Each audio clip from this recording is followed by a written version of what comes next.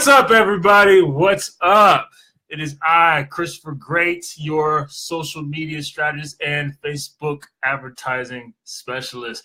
And you are watching episode 4 of the Weekend Warrior Show, the premier live broadcast for all creatives, artists, and artisans who want to learn the online marketing secrets to take their business to the next level. I'm so stoked to have you guys on today. You're probably wondering why the hell I'm wearing this mask, because today's topic is all about taking the mask off and talking about the power of vulnerability for your brand. So before we get started, give me a second and let me take this damn mask off. But how's everybody doing today? Everybody on Instagram, Facebook, I hope you guys are doing awesome. Hope your week's going well. If you're feeling good, feeling great, do me a favor, hit that like button, give me some hearts. Let me know that you're in it to win it and you're feeling awesome today, all right? Much blessings and much love. I'm so stoked to have you guys on today. So let's just get right into it and talk about vulnerability and the power of it. It's one of those things that really gets talked about a lot in my industry. As a marketer, it gets talked about a lot in the personal development space, and it can kind of get woo-woo when people are like, oh, embrace your vulnerability and take your mask off. And I mean, at some point, you're kind of like, man, yeah, fuck you, guy. Like, I'm not trying to hear that. And not only that, it can be a hard thing to do. It can be a hard thing to be completely vulnerable with an audience, and subject yourself to criticism. I think generally we all want to be liked and cared about, regardless of how confident we are as people. I would even go on borderline to say that I might be a little bit narcissistic, but I still care about what people think about me. So even embracing my vulnerability, it takes cojones, but it works. And it's so powerful when you have a brand, especially if you're an artist and you're an artisan and you literally are your brand. It's just such a powerful tool. And I'm going to give you a perfect example of that. Actually, I'm going to give you a few. First off, let's start with one of the most relevant examples, which is something that just recently happened last week. So if you joined me on the episode 3 of last week, where I talked about Instagram strategies and how to kind of build your followers and show up in the discovery page, you'll notice that right after I did the broadcast, I came right on and I said something to my audience. I said, hey, I told you guys, this is what really happened. I felt like I bombed it. I felt like I didn't serve you at the highest level. And I felt like I was all over the place, and I apologize for that because I know that you take time out of your day to be here, and I should honor that. And any excuse that I was using to not be prepared that week is bullshit. And that was me being vulnerable and me being honest with you guys. It wasn't a ploy. It wasn't a marketing tactic. It was me being 100% real with you because that's how I live my life. That's the platform that I stand on. And knowing that you took time out of your day to join me, I wanted you to know that I was sorry about that and that it wouldn't happen again. So anyway, fast forward, this is what happened. So people had watched that stories that I did on Instagram and on Facebook, and both my Instagram and my Facebook got flooded with messages from people that were telling me, hey, I appreciate you just being 100% real with me and letting us know that you weren't prepared, that wasn't your best show, that and you were owning up to that. And a lot of people even said, hey, you know what? I don't necessarily think that the show went bad as much as you say it did, but I appreciate the fact that you're even willing to admit your flaws. So that was one thing, or that was one example of how that really worked, just me being vulnerable. And like I said, I'm a very confident person, but I do care what people think about me, especially when it comes to my online audience. So just me getting out there and saying, look, I fucked up. That was really hard for me to do. And then I took it another step forward and I told my email audience about this. I said, hey, look, I just want to tell you guys something about vulnerability and just taking that mask off. Most of my email audience is in the B2B space, and some of them are in the B2C space. And so telling them about it, I felt could have been even more impactful, because a lot of people believe that in the B2B space, nobody's 100%. I mean, look at fucking Wall Street and look at corporate America. The stigma that's on corporate America is nobody's honest, nobody's real. So bringing that to them, bringing that kind of energy to them and telling them, hey, look, this was my fault. This was my flaw. This was my fuck up. This is what I did. This is how I dishonored my audience. But this is what happened. And I want to tell you the power of that as well. I'm just being honest with you. Well, then my email got flooded. My inbox got flooded with, I heard from prospects that I haven't talked to in 6, 7, 8 months and said, hey, you know what, Christopher, I really appreciate you just being open and honest with me. That's one of the things that I really love about you, is just your vulnerability. And I even had one say, hey, you know, I haven't forgotten about you. I read every email that you get. As a matter of fact, I think I'm at that point now that I want to do some business. So let's schedule a time for us to jump on a Skype together and talk about doing some marketing for my brand. So not only did I pull in my audience of people that I haven't heard from in a long time, I potentially just got some business from that. And that's really, really important. And when you're in that artisanal, niche, luxury kind of space, there's this stigma that if you look at luxury brands right now, a lot of luxury brands are kind of secretive, mysterious, and that's kind of the allure. Like, you don't really know who's behind the curtain, right? And that's actually a luxury marketing tactic. It's always been that way. But here's the thing: is we live in a digital age of, we're in the information age, where it's all about huge transparency. Like, that doesn't work anymore. Being that mysterious doesn't necessarily work anymore. People follow people, and they don't follow brands, they follow people. And so for you to be able to get out there and give your audience a piece of you will draw them in to you and make them fall in love with you even more than they already did. So let's talk about how we can do that, right? First and foremost, you don't have to air out all of your dirty laundry. I'm not telling you to wake up and post an Instagram picture of you in your bed and talking to your audience about how bad you're cramping right now. I mean, you can if you want to. As a matter of fact, if you have a mostly female audience, that might be a great thing to do to connect them to you, because they can relate to that. You don't have to share all your secrets, though, is what I'm basically saying. I know a lot of people want to keep a lot of their personal life personal. That's great, because I'm the same way. I don't want to give you the Truman Show. You know, some things I want to keep to myself. However, when you're having a bad day, you know, if you're in a shitty fucking mood, you know, as long as it ties into your brand, as long as it doesn't deviate from the overall voice of your brand, it's okay to do those things. It's okay to say, hey, you know what? I'm taking a picture today because I'm sick as fuck. And I just want to say, hey, if you're sick too, I got you in my prayers. We're going to drink some tea together. We're going to do some yoga chants, and everything's going to be A-O motherfucking K. Like, that's cool. People like that. And if you don't want to be so upfront with it, such as like posting on your social media or putting it in your Instagram feed, use your stories. That's what your stories are for. That's why they're so powerful. That's why Snapchat was so powerful before, you know, Zucks pulled up and kind of shanked him in the kidneys with these Instagram and Facebook stories. But this is exactly why Snapchat was so powerful, because it was originally, or it still is, a platform intended to give people a behind-the-scenes look at exactly what you're doing. Does that make sense? If that makes sense to you, do me a favor, hit the like button, send me a thumbs up, say yes in the comments or something. So let me know that we're on the same page here. So your Instagram stories, your Facebook stories, your Snapchat, these are great places to give more of yourself to your audience. These are awesome places where you can be more of who you are and show your brand who the person is that's behind that. Because here's the thing. Your brand is an extension of you.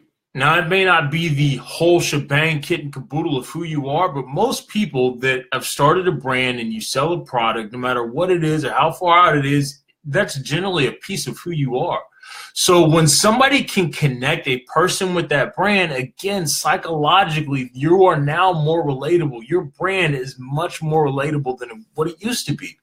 So if you're having a bad day, if you're having a great day, celebrate your wins and celebrate your losses with your audience. Take them on that journey. That's actually something I'm going to talk about a little bit more, but that is part of the art of storytelling. And what you're doing when you're on social media, when you're marketing something, even when you're advertising a product, is you're telling a story. And what better story to tell than the one that's the most authentic, which is who you are, right?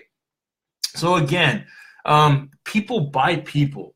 They don't buy brands. So if you're an artist, you can do something like give them a day in the life of you as an artist. If you're working on a particular painting, working on a particular perfume or a particular product, like take your audience through that process. Let them see what your creative process was like, what it was like from concept to conceptualization. And that will, and as a matter of fact, you can even use that as a marketing campaign to launch a product. You can build up demand. You can build up want. You can build up that kind of buzz for that product through your stories by showing people what the creative process is like. Then when you launch, everybody already knows what it is. You don't have to run out and promote it as hard. Or you can crank up that promotion and people are like, oh shit, yeah, I saw them making this. Like, this is so badass. I'm going to go buy it right now. You know?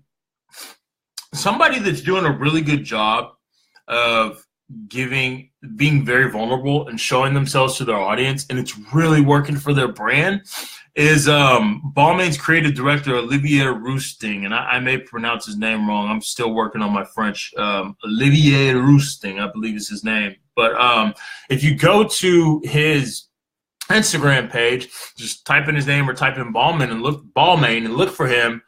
You'll be able to see just like how much he is into his audience, how much he gives them his life. I just take a drink there. How much he gives his life to his audience and lets them see like what's going on behind each fashion show, what's going on or what they're about to release the next season, what they're working on. He shows when he's out and having a good time, when he's chilling at his home.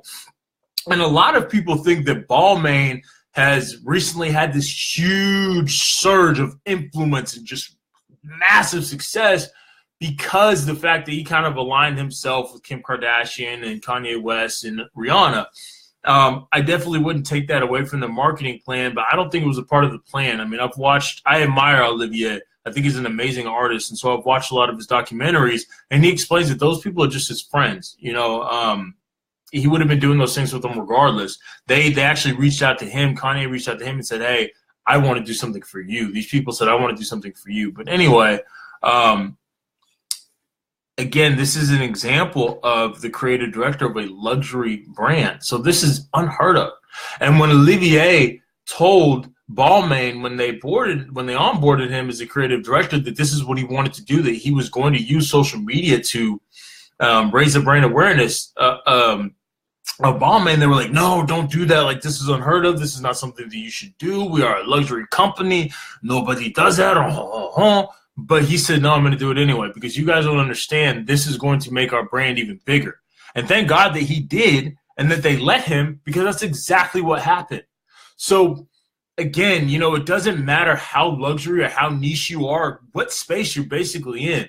Again, people follow people. They don't follow brands. So your ability to be vulnerable and to get out there and to show the world who you are is going to do wonders for your brand. It may take a little while.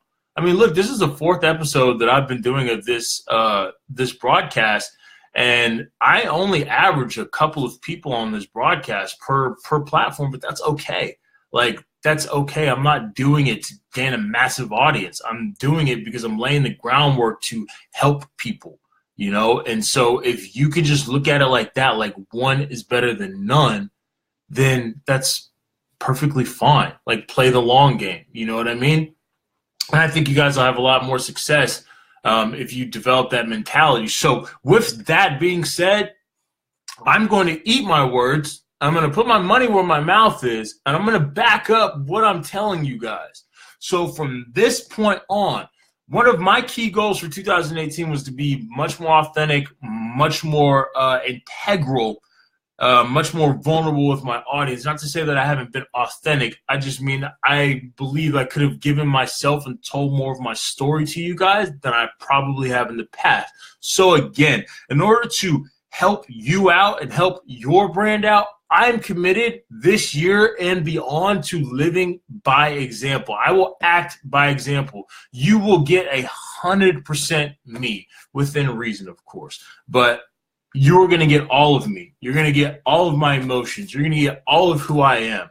And this is going to do one of two things. It's going to make people either love me and continue to follow me, or it's going to make them fucking hate me and unfollow me. But you know what? That's perfect, because I only want to do business with people that are diehard fans of my brand. And that's exactly what your mentality should be. So as Jay-Z said, what do you say? Hove did that, so hopefully you want to go through that. So all the mistakes, all the bumps in the road, all the things that may happen from being much more vulnerable and authentic, I am going to run through every last one of them and continue to share my experiences with you all, so you can take what I've done and learn from it. You can take my mistakes and say, you know what, I'm not doing that shit.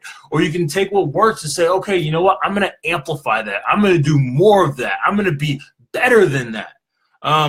And again, you know, the whole goal is to empower you. Anytime I get on this broadcast, it's to empower you. That's why I felt like shit last week when I just went off the cusp and didn't even prepare a show. So, again, I'm going to lead by example. I'm going to give you all of me in every sense of the word to show you guys the power of vulnerability. And hopefully this will work out. I believe it's going to work out. And once you see the growth of the brand, hopefully it'll empower you to do the same too. So yeah, again, being vulnerable and tying it into your brand story is extremely important. If you don't want to do it all up front in your feed, you don't want to be that kind of, you know, we all have that one friend that tells all their business on Facebook and you're kind of like, oh shit, like I don't want to be that guy. You don't have to worry about that. Again, you don't have to spill your beans. You don't have to tell the world everything that you're going through. But use your Instagram stories, use your Facebook stories, use your live broadcast to give more of yourself to your audience so they fall in love with the person behind the brand, which influences them to buy more of the product because now they feel like they have an obligation, okay? You can look at Balmain's creative director, Olivier Roosting, as an example. I definitely suggest you check out his account, kind of dissect it, see what he's doing, see what works for you, go from there. And before I forget, anybody that was on the show last week that did want information on the hashtag strategy, please, please, please do me a favor.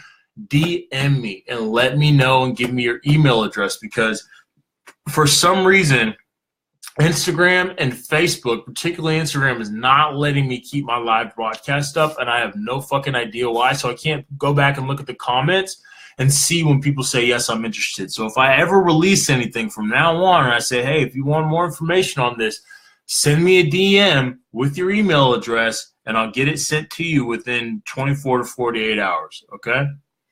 Does anybody have any questions on what they can do with their brand or some to be more vulnerable, or anything else that you'd like me to expand on?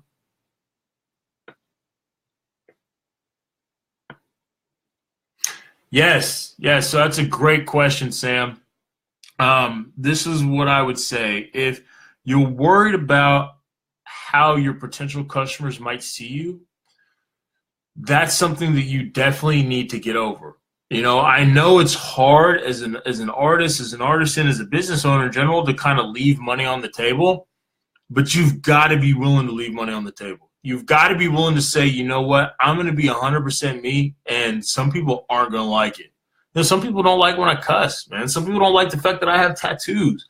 But it is what it is. As a matter of fact, I'll give you an example. So when I first used LinkedIn, for the longest time, I always wore these phony glasses. And I wear them for fashion, but I always wore them on LinkedIn because I was trying to hide the tattoos on my eyelids. And one day I just got fed up with it, and I told my audience, I made a video, I said, look, this is me, this is who I am, I'm covered in tattoos, take it or love it or leave it, you know, it is what it is. A lot of people liked it, some people didn't, some people said, you know, this is a professional setting, you shouldn't be showing off your tattoos, and hey, that's okay. You know, I know for a fact that I left money on the table that day, but I'm playing for the long game, okay? I want to win forever. Fuck winning now. I want to win forever, and if that means that I got to go through a little bit of lean times to do so, then I will. And that's the mentality that you've got to have. You've got to say, what am I playing for? Now, if you're playing for short term, Again, Sam, if you're playing for short term, do what it is that you got to do. Get your bread. Nobody's telling you that you're wrong. Nobody's telling you that you're right. But if you're like me and you're like a lot of these other artists and artisans that have joined our show, and you really want to build something big, something really, really big, then you need to be okay with leaving money on the table now. You need to play for forever. You know, don't play short term, play long term. Put in the work, put in the time, develop your brand, make people love you and make people hate you. And that's a win-win situation, I promise. Because you don't want that one customer to buy from you that's a pain in the fucking ass. Because then you're gonna have to say you do some commission work from that person that doesn't really love who you are. They just love your work, and maybe they're not aligned with who you are. And then you've always got to deal with them emailing you every 15 fucking minutes, asking you where their work is. Like, you don't want to deal with people like that. And so you got to remember, you're the one in power. You're the artist. You're the artisan. You're the business owner. You're the person that's in power. That's actually a luxury strategy. A lot of people think the customer's always right. No, they're wrong. The customer's not always right. That's a very low-level mentality of people that are more focused about their profit margins than they are about building a legacy and doing something that they love. I'm quick to fire a client real quick. They're not always right. So yeah, I hope that answered your question well enough. Does anybody else have any questions? We're talking about personal branding, or more so being vulnerable and how to tie that into your brand, which is also a part of personal branding. But does anybody else have any questions on what you can do to kind of get more vulnerable with your audience and how that can help your business out? Nope. Okay, cool. Well, hey, you guys, I am so stoked that you all joined the Weekend Warriors show live broadcast hosted by Mask Off Media. This has been an awesome show. I hope you guys got a lot of value from it. Again, thank you so much for joining and being a part of my journey. I hope, and my goal is to always help you on your journey and to empower you to be a better business owner. I love you so much. Thank you. Peace.